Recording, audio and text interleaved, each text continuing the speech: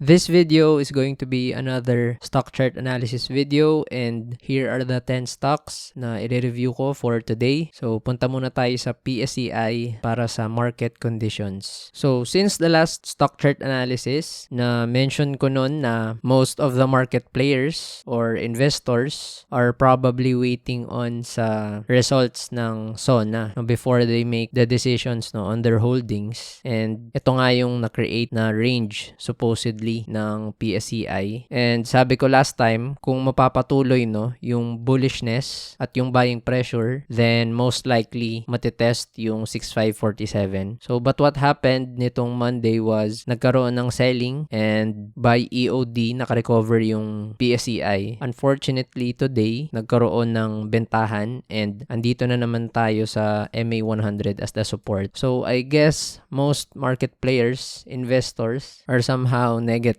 pagdating dun sa SONA. Maybe affected their decisions to sell their positions. But also another reason na pwede natin i-consider that's why for the past few days malakas yung selling is because magkakaroon na kasi ng rebalancing sa PSEI this coming August. So that means the institutional investors, fund managers need to unload yung mga hawak nilang stocks or shares to give way para magkaroon sila ng funds in order to buy kung ano yung mai-include sa PSEI and kung ano rin yung matatanggal. Syempre kailangan nilang magbawas doon. So of course that makes a domino effect pagdating sa mga ibang stocks, since nagkakaroon ng bentahan, some are getting scared about it. So syempre mapapaliquidate sila ng ibang positions. So ayun na naman yung sunod nating kailangan abangan na catalyst, yung rebalancing. So sa ngayon tapos na yung regarding sa SONA, and hindi naman positive yung naging labas. So mukhang consolidation ulit yung PSEI unless mag-breakdown siya sa range, because the next support is around 6.2. So mukhang matagal-tagal pa siguro before matest yung 6.5. Mukhang magko-consolidate talaga siya sa range na to. So first stock na i-review, that's BDO. So sa BDO, I previously reviewed this stock and that explains itong mga drawing. So what I saw sa BDO, nagkakaroon siya ng channel. So ito yung diagonal na trend line sa taas and sa baba. And yung nakita kong support nito was 148.20. And I mentioned na for this stock to transition into an uptrend at para maiwasan yung pag-consolidate at pagbaba, kailangan niyang makalabas dito sa trend line, and dito siya mag-consolidate before siya mag-breakout above all the MAs. Pero hindi yun nangyari. So mukhang sinunod niya talaga yung resistance na trend line. So nangyari, nag-try siyang mag-test doon, and then nagkaroon ng selling, and dito talaga siya nakakakuha ng support. So that means yung conso ng BDO dito siguro mangyayari. So pag dumating kasi sa point na makalabas siya dito sa trend line na to, sa level na to, then pwedeng hindi na maging ganun kalakas yung breakout or yung transition niya, because meron na kaagad resistance nakaabang near the areas of 153 to 154. So pag nakalabas siya dito sa trend line na to and dito lang siya magkakaroon ng consolidation, then pwede na nating tanggalin yung trend line na to, because ito na yung susunod natin na formation niya. But of course, if that doesn't happen, kapag nagre-resist pa rin tong area na to, then pwede nating expect na yung i-revisit niya na support is yung 146. Yung optimistic scenario sa BDO, dapat soon makalagpas na siya dito sa box para makatransition siya into an uptrend. So ayaw natin na mag-breakdown pa siya. So pag nag-breakdown kasi siya dito sa 146, medyo malalim na yung support, nasa 134 to 136 area na. So dapat makalabas na siya dito sa trend line soon and sa box. So next up, AEV. So sa AEV,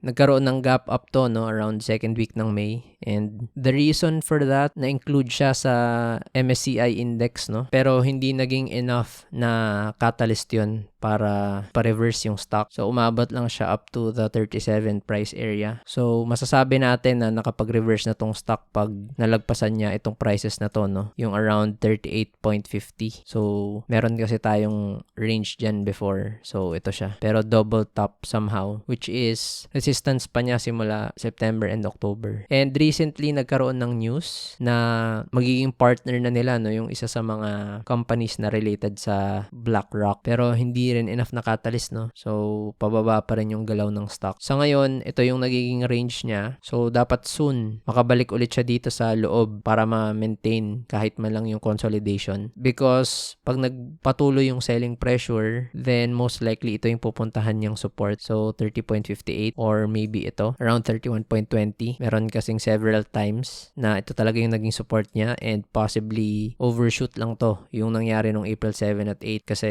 panic selling lang because of the tariff. So, pwedeng dito siya makahanap ng strong support or sa area na to. So, magandang gawin ng AEV, no? Pumasok ulit siya dito sa box and then mag-consolidate siya before niya i-try i-test na mag-breakout sa box. Pag nag-breakout siya sa box na to, then it could mean a transition to a short-term uptrend. Sa ngayon kasi, nasa medium-term consolidation siya and still on a downtrend move in the long term but somehow transitioning na din sa consolidation. Pero definitely, no, short-term downtrend siya. Kasi simula end of June, yung move talaga niya pababa. So, isang buwan na siyang pababa. So, this could even be a part of a large consolidation. Pwedeng ito, yung consolidation niya talaga. Since meron tayong recent swing high sa area na to. So, maganda sana makapag-breakout siya doon and dito na siya ulit mag-consolidate, no? Sa upper part ng main range. Saka siya mag-test na mag-breakout dito. So, next up, Ali. So, Ayala Land. Meron din akong previous na review dito. So, ito kasi yung range niya, no? Yung box na to. And nag-breakout siya actually nung June 30. And transition na sana dapat yun, no? Into a short-term uptrend. Kaso lang, yung consolidation niya dito hindi nag-materialize into an up move. So, since Ali is a part of the PSEI, no, mukhang nadamay din nga sa bentahan. So, for the whole month of July, either conso or pababa lang yung galaw niya. So, maganda sana kung nag-consolidate siya dito tapos nag-breakout siya kasi yun na talaga yung transition niya, no? Into the reversal.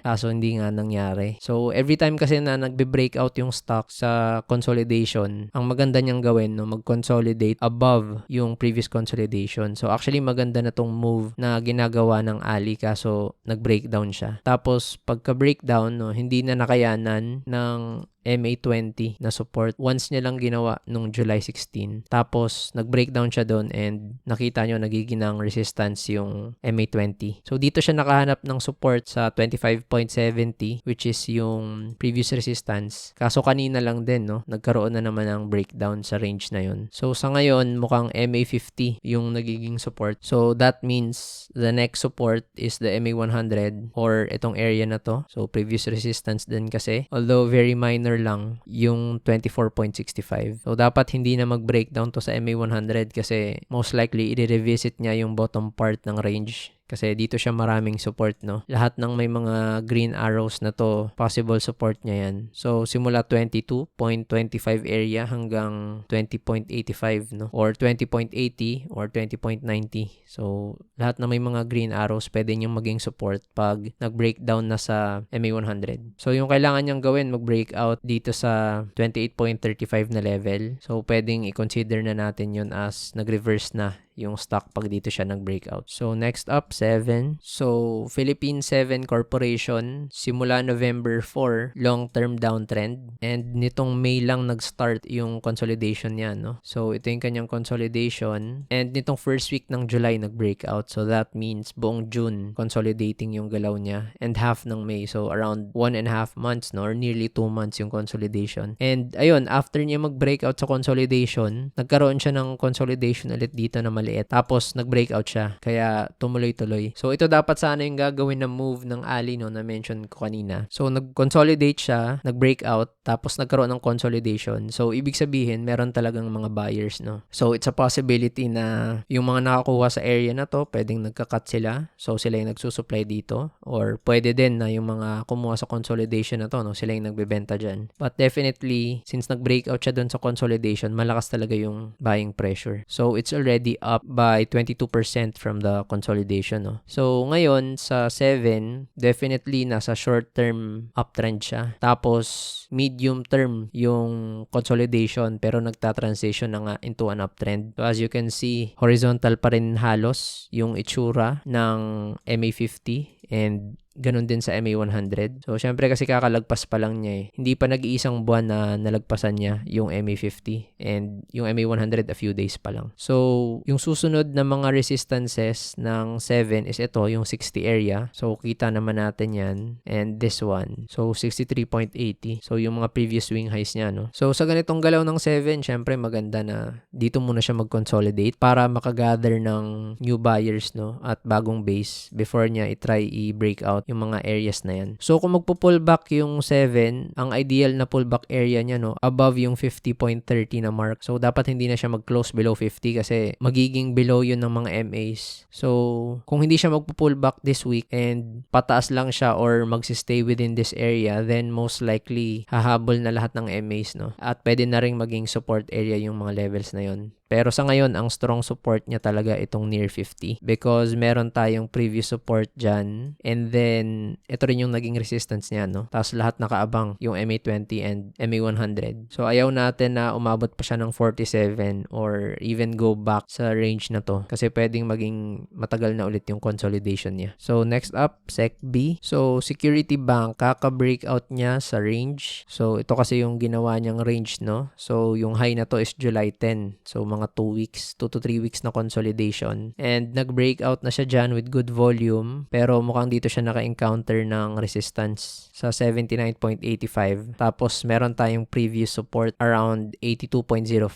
around 82 level. So 79.84 up to 82.10, no? Pwede nating asahan as the resistance for this stock. So ang magandang gawin ng Security Bank, kahit hindi na muna siya lumagpas dyan, no? Kahit mag-create lang ulit siya ng smaller box or consolidation dito. Tapos, sa kanya ma-break yung prices na yan. And next resistance would be this area. So, pwede na siyang maka-reach ng 90 level, no? Pag na-breakout niya ng maganda yung 79.84 to 82 na resistance. So, ang next na support nito, most likely is the MA20. So, yun din naman yung nag-act as support recently nitong July 28 and 25. So, pag hindi nag-support yung MA20, then automatic, no? The next support is yung kanyang range. And mukhang major support to kasi yun yung previous support niya and resistance din dito, no? And yun din yung bottom ng range. So, hindi na to dapat mag-breakdown ng 72. Kasi pag nag-breakdown niya ng 72, pwede siyang bumalik ulit sa consolidation. So, dapat gawin niya yung move na consolidation dito tapos breakout. Or kung malakas talaga, then above siya ng 82.13, no? Tapos mag-stay na siya doon at hindi na umilalim pa. So, next up, SPNEC. So, sa SPNEC, nagkaroon ng pullback for 3 straight days, no? Puro selling yung nangyari from 23 to 25. So, last week. And mukhang nag-support naman yung area na to. So, yung support kasi nito, 139 area to 140 because meron tayong double top na resistance. And hindi na nga actually inabot, no, yung 140 na price kasi ang naging low nito, 1.41. So, mukhang ganun nga yung mangyayari sa SPNEC. Nagka-pullback lang tapos mag-susupport, no? So, dapat hindi na siya pumunta ulit sa ilalim kasi sign of weakness yon na nag-pullback na siya tapos nagkaroon ng bounce tapos babalik ulit sa ilalim. So, ang magandang gawin ng SPNEC is dito siya magkaroon ng consolidation, no? Or kahit i-reach niya yung mga levels na to above ng 1.54 para matest niya ulit yung 1.58 na resistance. Pero kung magko-consolidate lang din naman siya sa levels na to, then okay lang din. Basta dapat above siya ng 1.44 area. Kasi pag nag-pullback pa siya ulit dito na nagkaroon na ng ganitong recovery, no, pwedeng manghina yung stock. And pag nag-breakdown siya dyan, medyo malalim yung next support. Nasa 130 tapos yung MA50. So, dapat ma-maintain niya na yung level na 1.44 pataas lang yung gagalawan niya. So, medyo malayo pa pero pag nag-breakout siya sa 1.58, yung next target, no, optimistic scenario nasa 1.78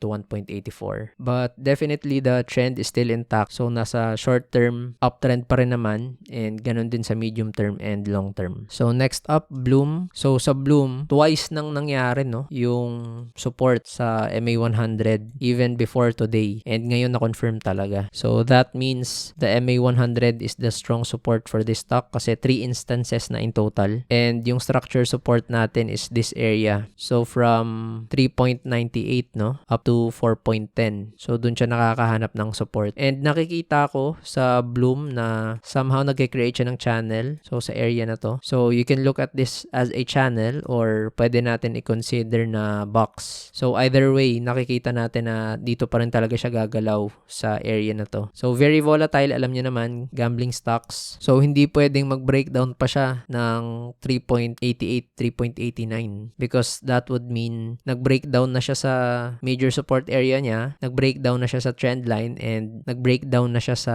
MA100 na support. So pwedeng bumalik ng 3.34, no? Or even near 2.70-ish na area or below 3 kasi ayun na yung next na structure support niya. So walang na-mention anything about gambling, no, sa SONA, but merong naging mga further announcements regarding the taxation ng online gambling, pero I guess it's clear by now na regulation talaga yung mangyayari kasi kung total ban talaga, imposibleng hindi na-mention yun sa SONA, 'di ba? So pag-uusapan na lang syempre ng mga lawmakers and ng mga regulators yan, 'di ba? Kung ano yung magiging rules with regards to online gambling. Pero mukhang naging negative, no, yung news sa SONA and yung mga succeeding announcements after that kasi nagkaroon ng bentahan dito sa Bloom and ang laki ng volume, no. So probably yung somehow positive news na hindi siya napag-usapan is naging way para makalabas yung mga ibang market players kasi nakita nila na pwedeng maging source of liquidity yun since merong catalyst. Or pwede din na since the rebalancing is about to happen sa August, nagkakaroon ng selling sa Bloom because usap-usapan and because of formulas, mukhang Bloom talaga, no, yung matatanggal sa inclusion sa PSEI. So Bloom kasi is part of the index and based sa market cap niya, no, parang hindi na siya big cap hindi na siya first liner, parang borderline second liner na siya. So that means pwede siyang matanggal sa PSEI and ang liit lang talaga nung weight ng Bloom pagdating sa PSEI. So if I'm not mistaken, parang 1%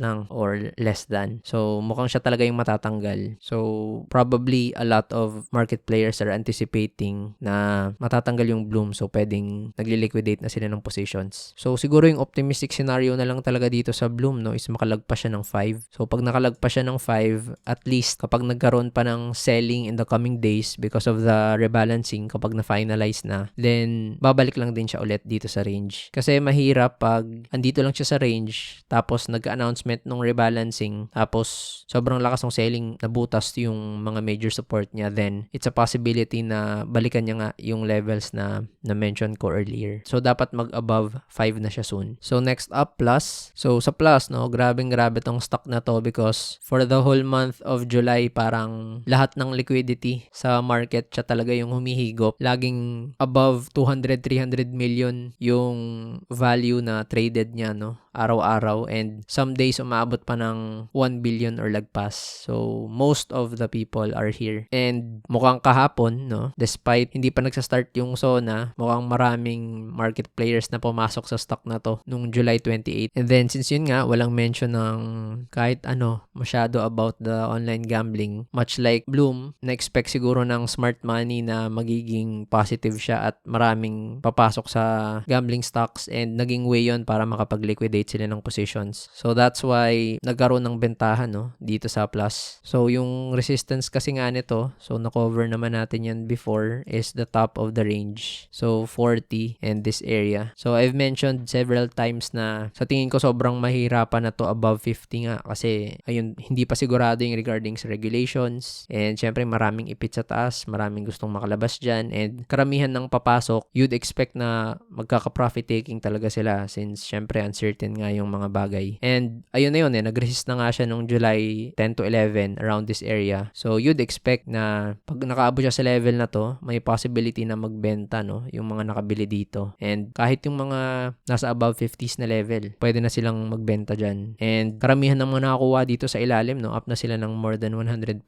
So syempre, makaka-encounter yun ng selling pressure. So sa ngayon, ang possible support ng Plus is syempre itong level na to kasi nag-act as support to before, kaso nagkaroon lang ng breakdown, and somehow nabawi niya yung move na to nung July 16, pero nag-resist pa rin kasi nga previous support to. So of course, since resistance to, then that means magiging support na yung level na to. So hindi na dapat bumaba, no, yung Plus sa 34 area kasi strong support yun. After that, MA20 na lang yung next na support, pero hindi natin sure kung mag-act as support yan sa sobrang lakas ng selling lagi sa mga stock na to, no. And malalim na ulit yung next support niya. And mahirap na yun ma-determine kasi halos every level, no, may mga ipit dito eh. So, pwede silang mapa-break even or mag-cut loss kapag bumaba yung stock. So, since naging ganito yung galaw niya, then hindi malabo isipin na pwede pa siyang mag-drop ng more than 20% in a span of a few days. So, definitely hindi pa tapos yung play dito kasi wala pang na-finalize sa kung ano yung mangyari pagdating sa mga gambling stocks, no? Pero ayun yung key levels ng plus. So next, web. So sa web, may lines na nakaplot dito. So that's 3.53 and 3.78. So 3.53 because ito yung kanyang previous 52-week high and trinay niya lang naman i-test etong levels na to. So nag-breakout siya nung July 10, no? Pero hindi nangyari yon at nagkaroon lang din ng selling. And then earlier, nakapag-breakout naman siya dun sa 353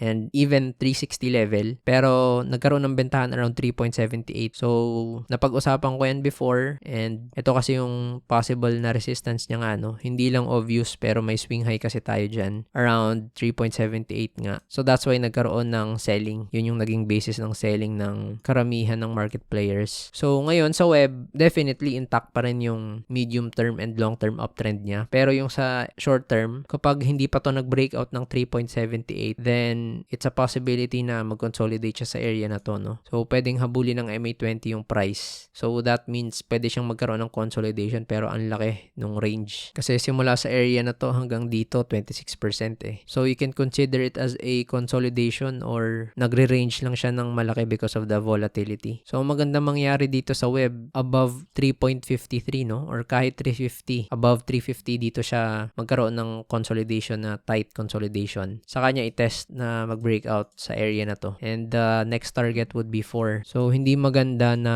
i-revisit niya ulit yung areas na to around the pullback area, so around 3. Kasi ayun nga, no, pwedeng mag-range na lang siya between 3 to 378. At pag hindi pa nakayanan ng support na yan, then most likely, balik ulit siya sa 250 levels kasi andun na rin nakaabang, no, yung MA50. So, gaya ng nasabi ko before, it looks like napapaboran nga talaga yung web because if you look at all the gambling stocks sa Bloom, the peak happened nung June 10 and nakalipas na yung halos 2 months, no, and hindi pa rin siya nakabalik sa price na yon. Drop siya ng 36%.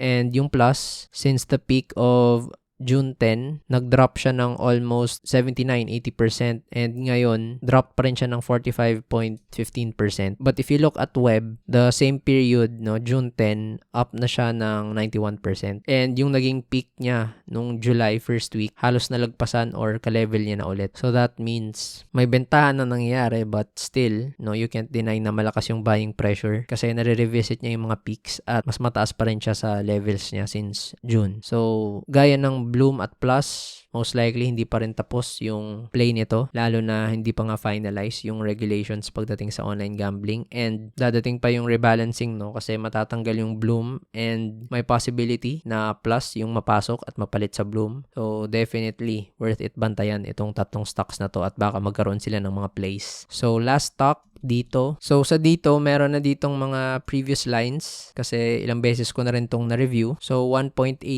is the next resistance ng stock na to. So kita nyo naman na meron tayong previous support and several times nag-act as resistance yung price level na yan. So, hindi na nakakagulat na ayun din yung nagiging resistance this past few days, no? Itong Monday and Tuesday. So, 117 yung high and 118 yung high nito. So, pagdating sa stock na to, no, medyo marami talaga siyang resistance. Kasi, ayun na nga tayo sa 1.18. And then, nakaabang agad yung MA100 and yung level na to sa 1.27 and 1.28 and even after that may nakaabang na agad sa 1.45. So ako, I don't expect na tataas siya agad sa mga levels na yan, no, in just a few days because ang dami ng resistance eh. And yung mga nakakuha dito sa around 1 na price area, so up na sila ng around 12%, more than 10%.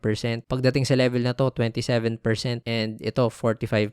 So, hindi ka mag-expect na walang profit taking na mangyari. So, that means, pag na-reach na yung level na yan, pwedeng bumaba lang din ulit yung stock or magkaroon siya ng consolidation. And then, another set of buying pressure will make the stock go up and reach 145. Kung hindi na naman malakas yung buying, bababa lang din ulit siya or magkakaroon ng consolidation. So it takes great buying pressure tapos patuloy ng patuloy para ma-overcome niya lahat ng resistances ng mabilis. And unlikely mangyari yun kasi wala naman ngang positive catalyst na lumalabas, and alam naman natin na hindi pa sila ganun ka-profitable compared sa Globe at Smart, diba? Which is under PLDT. So personal disclosure lang, meron akong nabiling dito. So I have holdings here near the 1 price area. And sa ngayon, tinitingnan ko yung galaw niya, no? Kung patuloy pa rin yung pag-resist niya sa 1.18 or kung kaya niya mag-move higher. Pero definitely, I'm looking at 1.27, 1.28, and even 1.45 area, no? To lock in those gains. Pwedeng magbawas lang ng position or pwedeng magbenta lahat. So gaya nga ng sabi ko, I'm not expecting this stock to rise and magkaroon ng